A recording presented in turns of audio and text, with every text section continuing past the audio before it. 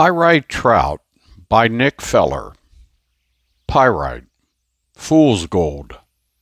Here in California, it's everywhere. It's that sparkle in the riverbed which drove more than a few people mad during the gold rush. To California anglers, there are few fish more desirable than the golden trout. While most reside high in the alpine creeks and lakes of the high Sierra Nevada mountains, legends exist of isolated populations in more unbeknown parts of the state. Oneself might even be driven to madness chasing those tall tales. One cool September weekend, Emily and I decided to investigate one of these fables. It was going to be a bit of a haul up a mountain about 3,000 feet of elevation gain over an 8-mile trek.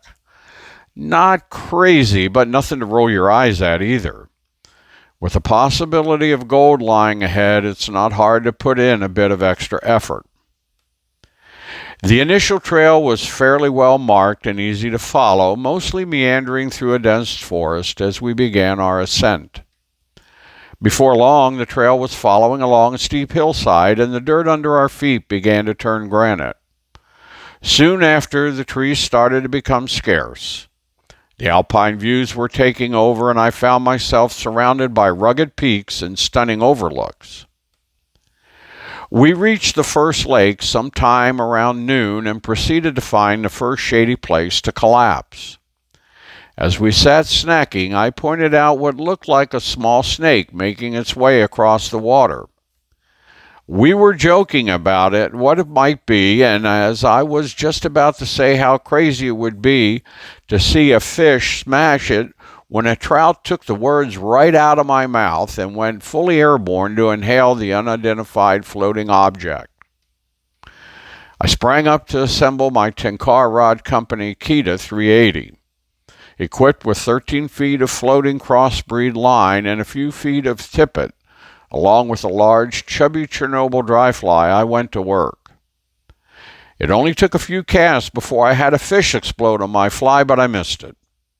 I'm still not sure if the fish missed my fly or if I just missed the hook set. I don't fish a ton of big foam terrestrial flies, so I might lean towards the latter. The rest of my time at the lower lake produced similar results.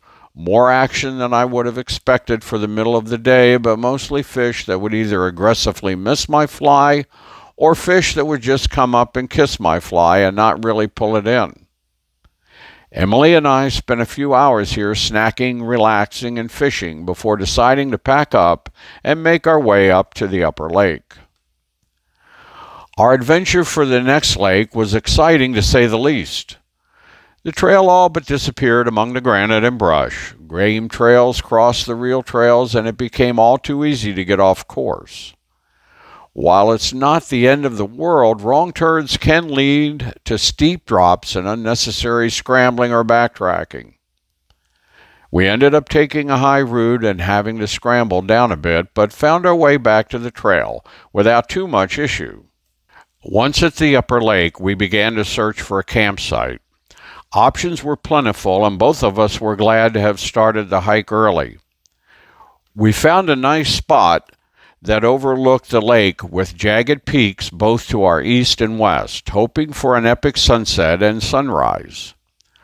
On the ledge above, overlooking both lakes, we made dinner. Fishing at the upper lake was epically upsetting. I had two seemingly large fish absolutely smash my last two big foam dry flies and annihilate my tippet. Tying on more options after that produced one more mistake similar to the ones I had at the lake below. It was easy to feel upset, but it also was really cool to at least have seen the action I had in the lakes. Day 2, it was where the plan was really supposed to shine. The headwaters above were said to hold a population of golden trout, but getting there was another story. I had offline maps and GPS, but off-trail route finding can still be a challenge. We bushwhacked and scrambled our way about a mile up the mountain towards a pass before losing the trail. I stood there overlooking the terrain, contemplating how badly I wanted to get lost. Perhaps I'll plan better and try again another year, but for now, those Goldens will remain a sparkle in the distance and a drive for my insanity. Fortunately, that isn't where the story ends.